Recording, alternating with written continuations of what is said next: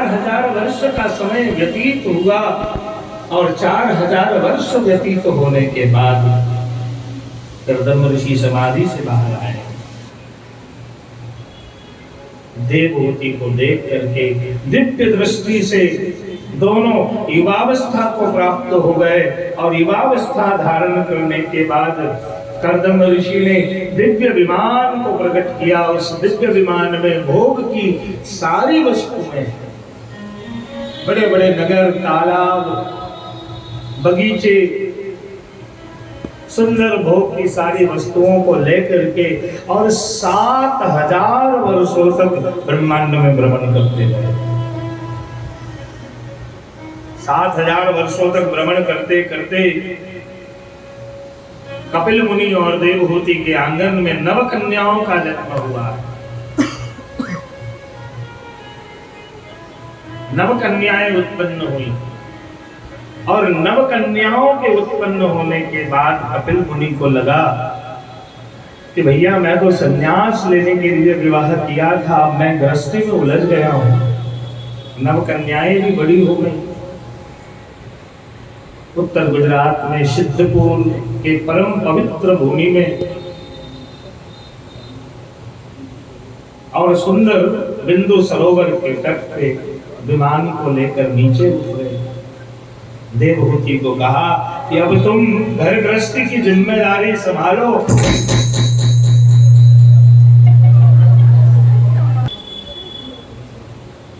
अब क्या है कि हमारे वायलिन वाले भैया और हमारे साउंड वाले भैया दोनों मिलकर कलाकारी कर देते हैं और इनके साउंड तो कहने ही क्या है, एक बार भी कहना नहीं पड़ता है। इतनी अद्भुत और सुंदर सेटिंग है इनकी। ताली बजा करके इन्हें आप सब आशीर्वाद दीजिए। बिल्कुल। तो प्रियजनों, जब देवहूति को जिम्मेदारी दे रहे थे तब देवहूति ने भगवान कपिल को, भगवान कर्दम को प्रणय किया। बोले हे स्वामी, आपने मुझे कहा था कि देवहूत्यपि संदेशं गौरवेण प्रजापतेः सम्यक् श्रद्धाय पुरुषं कूटस्थं हम जगद्गुरुम्। आपने मुझे कहा था कि एक पुत्र का जन्म हो जाने के बाद आप संन्यास लेंगे। अभी तक जो जन्मी है वो पुत्रियां जन्मी हैं। एक पुत्र की अभिलाषा है। यहाँ भाव बड़ा उत्तम है। स्त्री संरचना और पुरुष संरचना दोनों में बड़े अंतर है। प्रगतिशील समाज में हम निश्चित रूप से स्त्री पुरुष में भेद करने को तैयार नहीं है।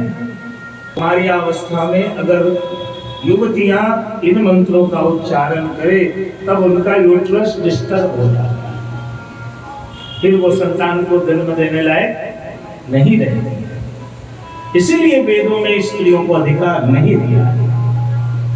अब सभी बातों को कहां खोलना? अगर सभी बातें खोलते चले जाएं तो भागवत जी की कथा तो एक तरफ रह जाएगी, दूसरे सारे प्रसंग आ जाएंगे। ध्यान में रखिए कि बहुत से कारण वैज्ञानिक कारण हैं। कई पीढ़ियों के गुण पुरुषों में आते हैं, स्त्रियों में नहीं आते हैं। बहुत से जीन जो हैं वो पुरुषों में ही ट्रांसफर होते हैं, स्त्रियों में ट्रांसफर नहीं होते। ऐसे बहुत से कारण हैं।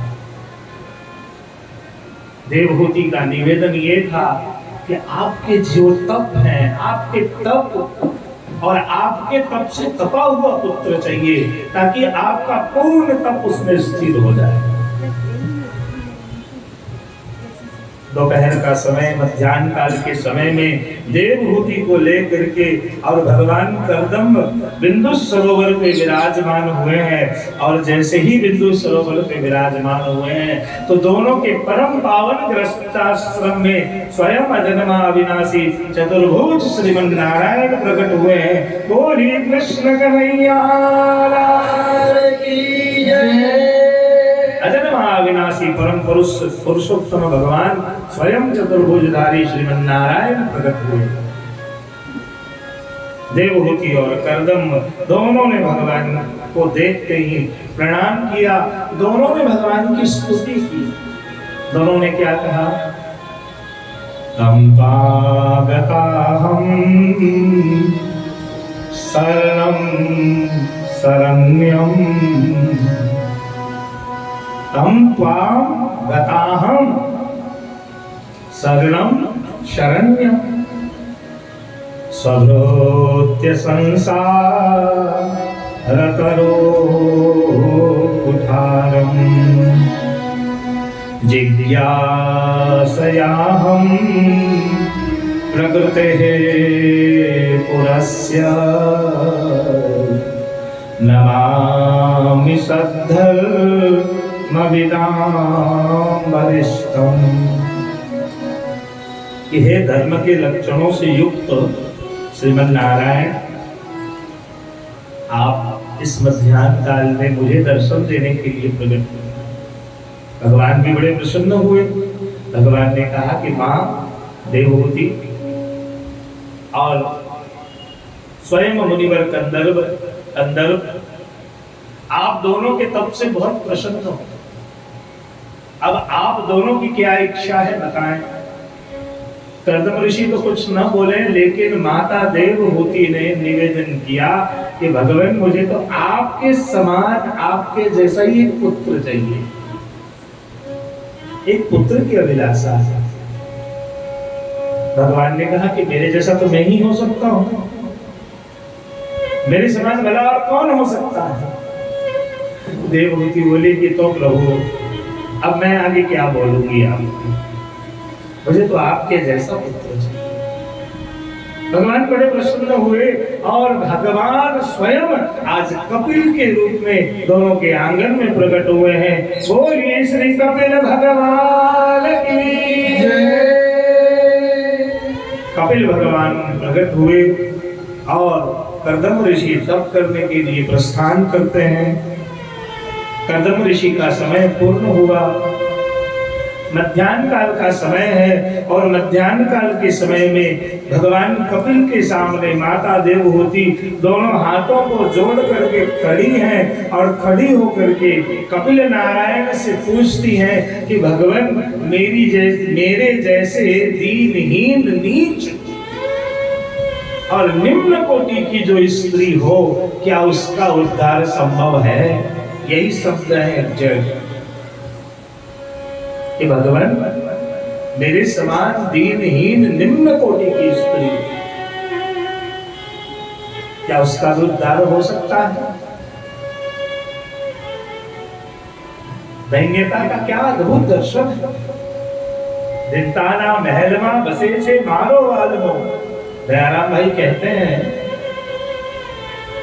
कि प्रभु तो दीनता के महल में ही निवास करते हैं और दीनता तो वैष्णवों के लिए भूषण के समान है। इससे श्रेष्ठ कोई आभूषण वैष्णवों के लिए है ही नहीं कि भगवान मेरा उद्धार हो सकता है कि नहीं। एवं निशाम्य कपिलास्य वचो जनेत्री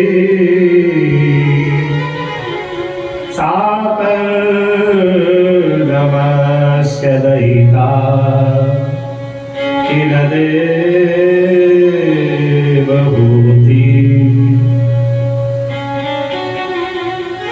साकर्दमस्य दयिता किल देवहूति।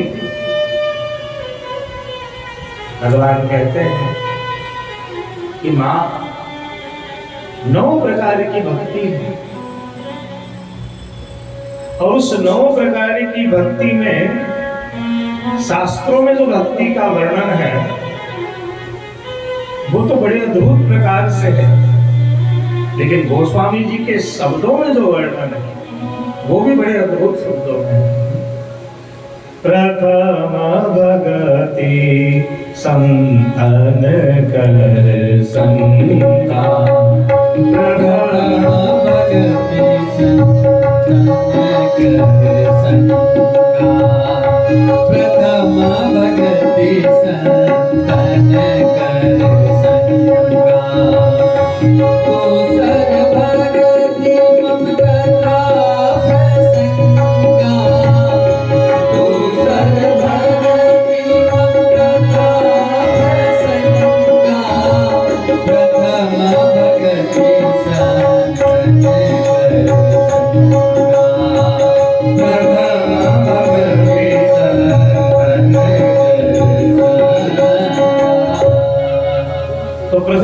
भक्ति जो है वो भगवतियों का संग है। क्या है? भगवतियों का संग, बस। इससे श्रेष्ठ कोई भक्ति है ही नहीं। तुझ संगे कोई वैष्णव थाए तो तू वैष्णव साचो, तारा संग न रंग न लागे, क्या लगी तू पाछो। श्रेष्ठ में श्रेष्ठ अगर कोई भक्ति है तो वो है वैष्णव संग। अब उसके बाद की भक्ति जो है वो प्रभु के चरित्र में प्रेम होना, भगवान के चरित्र में रुचि, भगवान के जो प्रसंग है, जो मंगल में भगवान के चरित्र हैं, उनमें प्रेम होना भी सर्वश्रेष्ठ भक्ति है। तो मां भक्ति भी दो प्रकार की है। याद करिए सबरी को बचपन में ही गुरुदेव ने आज्ञा करी थी कि तुम्हारी कुटिया में राम आएंगे, और बचपन से लेकर के वृद्धावस्था तक उसी शब्द, उसी रटन पे स्थिर सबरी को अंत में श्री रामचंद्र जी का सानिध्य प्राप्त होता। 84-252 में तो ऐसे ऐसे सुंदर सुंदर प्रसंग हैं कि एक वैष्णव विधवा बाई श्रीमद गोकुल में रहती और श्री मदन मोहन प्रभु को खूब लाड लडाती, भाव से लाड लडाती। मदन मोहन प्रभु में बहुत आसक्ति, मदन मोहन के सेवा में ही अनुरक्त थी।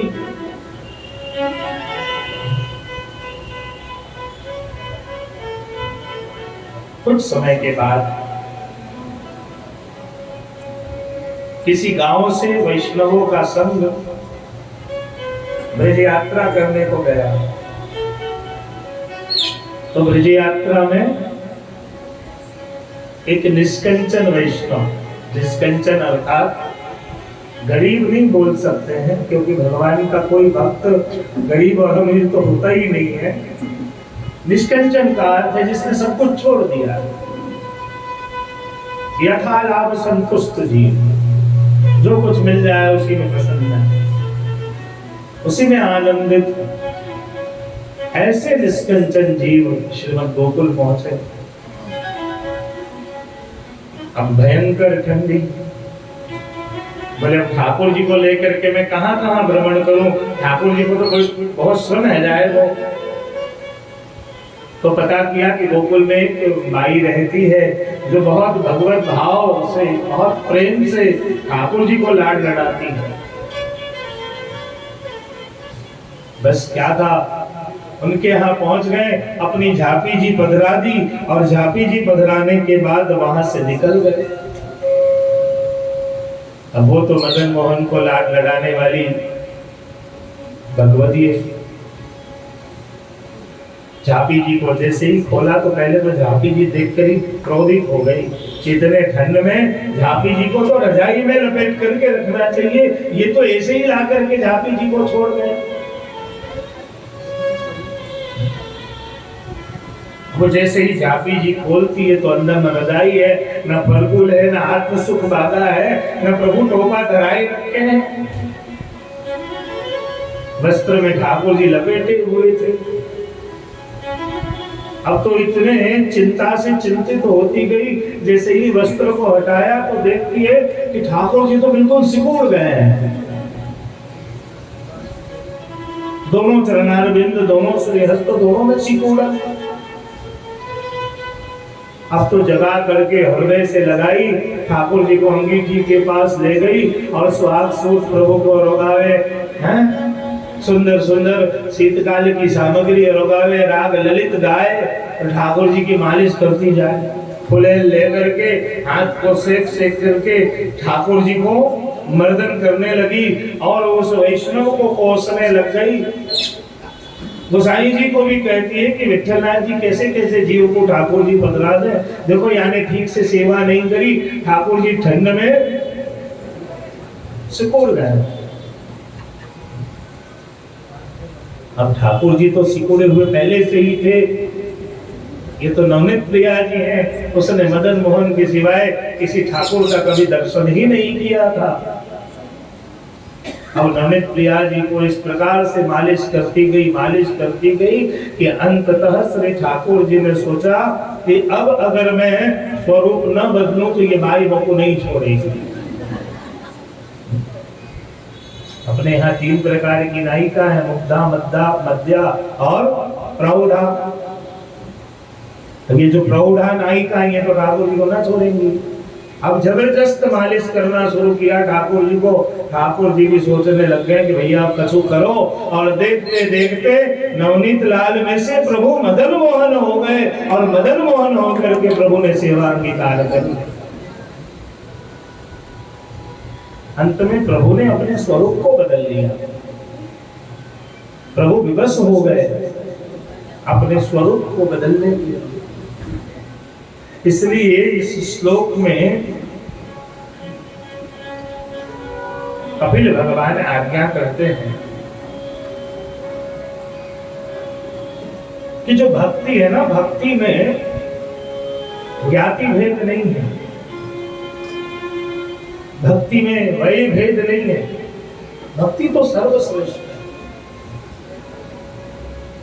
और उसी श्रेष्ठ भक्ति का उपदेश करके उसी ब्रह्म सरोवर में, उसी बिंदु सरोवर में कपिल भगवान का ध्यान करते करते मां देवहूति अपने शरीर का त्याग करती है, परम पद को प्राप्त करती है।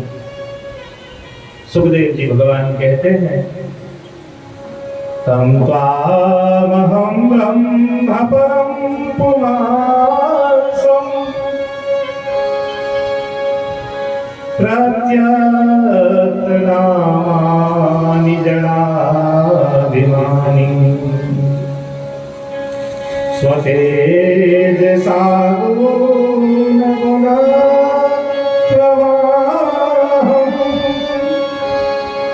वंदे विष्णुं कपिलं वेदगर्भं। वंदे विष्णुं कपिलं वेदगर्भं।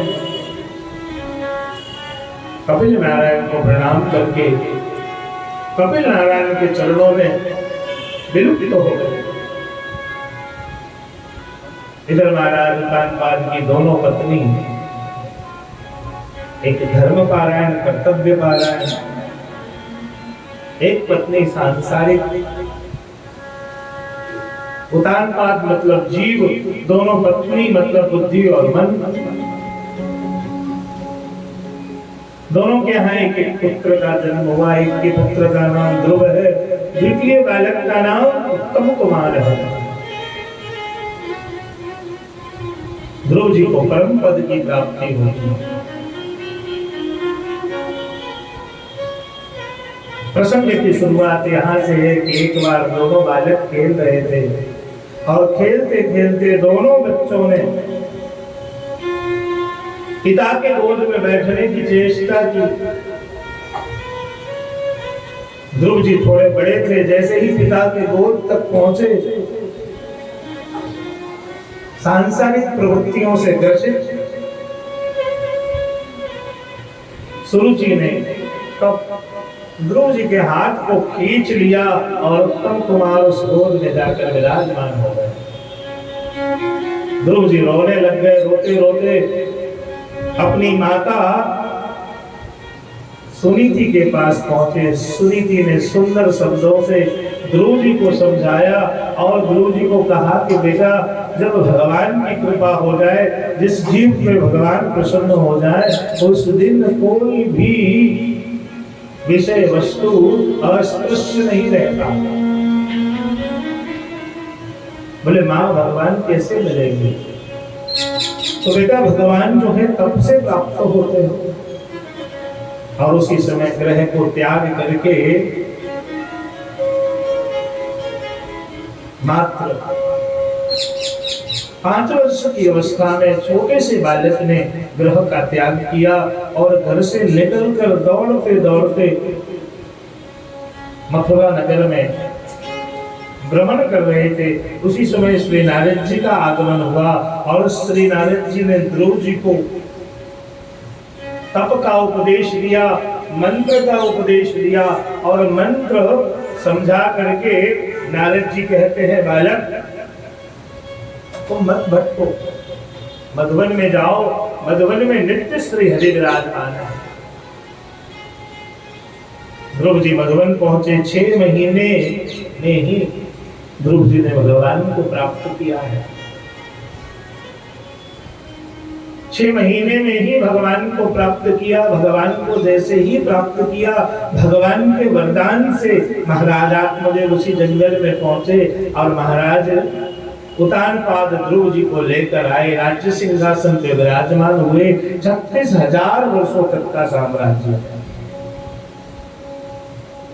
36,000 वर्षों तक उस राज्य को भोगते रहे। अंत में ध्रुव जी फिर से तप करने को गए और तप के द्वारा भगवान का नित्य दर्शन हो, ऐसा वरदान प्राप्त करके ध्रुव जी महाराज ध्रुव तारा बन करके और आज भी आकाश में विराजमान है और नित्य दर्शन करते हैं। उसी ध्रुव जी के वंश में 2 और आतताई बड़े राजा हुए। एक का नाम है महाराज अंग और दूसरे का नाम है महाराज, बोलिए इतने वर्षों से कथा सुन रहे हैं, अभी अधिक मास में महाराज लेन। दोनों ही बड़े आतताई राजा हुए। दोनों के पाप कर्मों के कारण पृथ्वी बिल्कुल शुष्क हो गई, बारिश बंद। मनुष्य जानवरों को मार मार कर खाने लग गए, भक्षण करने लग गए। बीमारियों का प्रवाह चारों तरफ फैल गया। लोगों की मृत्यु अनायास ही होने लग गई। जब चारों तरफ हाहाकार हुआ है, तब महाराज पृथु अवतरित हुए। अजन्मा अविनाशी भगवान के अंश से, भगवान के 24 अवतारों में से एक अवतार महाराज पृथु का भी। पृथु ने देखा कि प्रजा हाहाकार कर रही है, राजा के किए हुए पाप कर्मों को प्रजा भोग रही है। महाराज पृथु हाहाकार करते हुए पृथ्वी के पीछे पीछे दौड़ने लग गए। पृथ्वी गाय के रूप में आगे आगे भागने लग गई। महाराज ने धनुष पे प्रत्यंचा चढ़ा करके और जैसे ही गाय के रूप में भागती हुई पृथ्वी को मारने की चेष्टा करते हैं, उसी समय पृथ्वी खड़ी हो जाती है। पृथ्वी ने पूछा, महाराज मेरा अपराध क्या है? पृथु कहते हैं कि मेरी प्रजा भूख से मर रही है, मेरे प्रजा का संहार हो रहा है, तुम मेरे प्रजा को बचाओ। पृथ्वी माता कहती है, भगवान पृथु आप इस पृथ्वी का दोहन करें, मंथन करें। पृथ्वी के दोहन और मंथन से अनेकों रत्न उत्पन्न हुए और उन रत्नों को बेच करके महाराज पृथु ने यज्ञ किया है। 100 सोम यज्ञ करने के बाद पृथु की यज्ञशाला में स्वयं श्री हरि प्रकट हुए हैं और धन्य धान्य से पृथ्वी परिपूरित हुई है। बोलिए पृथु महाराज की। और पृथु के समय में पृथ्वी पुनः प्रसन्न हुई। आगे प्रसन्न महाराज सत्यव्रत का प्रारंभ होगा। आइए उससे पूर्व कुछ क्षणों के लिए भगवत नाम का आश्रय करते हैं, जरूरी है।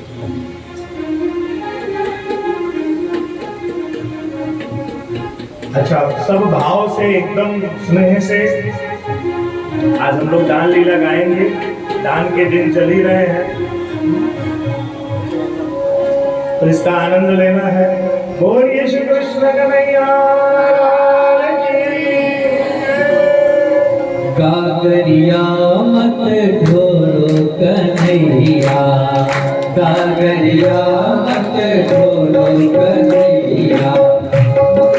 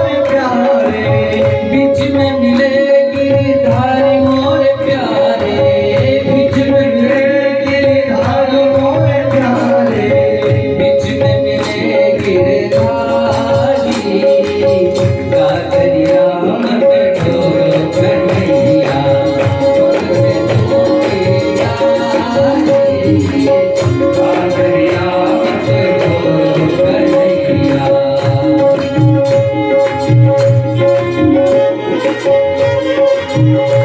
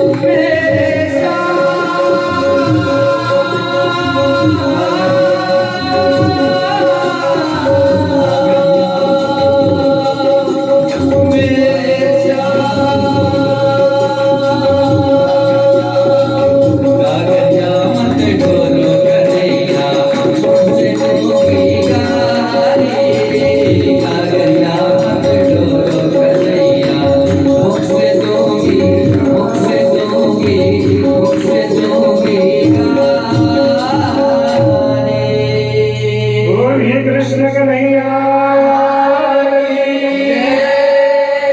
श्री बाल कृष्ण महाराज कांताद के मंगल में वंश वृक्ष का वर्णन करने के बाद श्री सुखदेव जी महाराज बड़े ही सुंदर शब्दों में प्रिय व्रतो भागवत आत्मा राम कथम मुने गृहेरमत्यन्मूलः कर्मबन्धः पराभव।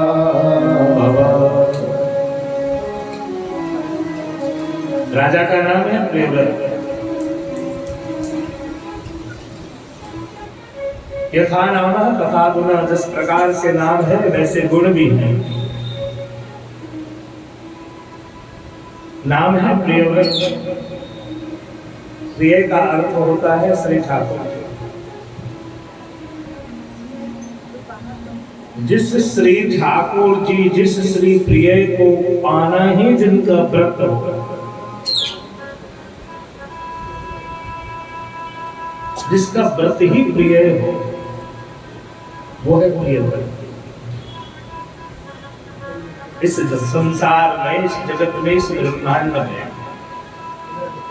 अगर कोई सर्वाधिक प्रिय है तो वो कौन है? श्री ठाकुर। उनसे अधिक प्रिय और कौन हो सकता है? सर्वाधिक प्रिय तो श्री ठाकुर जी हैं। उपनिषद में एक बहुत सुंदर मंत्र है, अभी मेरी स्मृति में वो मंत्र नहीं है, कल मैं आपको श्रवण कराऊंगा। मंत्र बहुत सुंदर है। मंत्र का अर्थ ये है कि आप जो यहाँ बैठे हैं, यहाँ पे हम सब बैठे हैं, व्यासपीठ तो निमित्त मात्र है, तथा की मर्यादा है। बाकी अपने यहाँ भी 3 ही कक्षा है, हरि, गुरु और वैष्णव। हरि तो अंदर भोग आरोग रहे हैं, गुरुदेव यहाँ विराजमान है श्री वल्लभ प्रभु, और अपन वैष्णव बैठे त्रिवेणी के तट पे। अजन्मा अविनाशी स्वयं श्री हरि विराजमान। अपन सब वैष्णव हैं। अगर हमें ये अहंकार आ जाए कि हमने प्रभु को पाया है, ये हमारी सबसे बड़ी मूर्खता होगा। फिर हमसे ज्यादा मूर्ख कोई नहीं होगा। हमेशा याद रखिएगा कि प्रभु को हमने नहीं पाया है। हम आप श्री के लिए इतने महत्वपूर्ण हैं कि आप श्री ने हमको पाया है। ये पुष्टि भाव है मेरे भाई बहन। प्रभु ने हमको पाया, और अगर प्रभु ने आपको पाया है तो फिर आपकी क्या क्वालिटी होनी चाहिए, मुझे ज्यादा बताने की जरूरत नहीं है।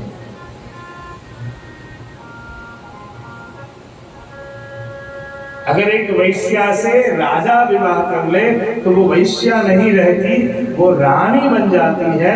ऐसे ही अगर एक जीवात्मा का वरण श्री गोवर्धन नाथ जी कर ले तो वो यशोदा मैया के समान हो जाता है।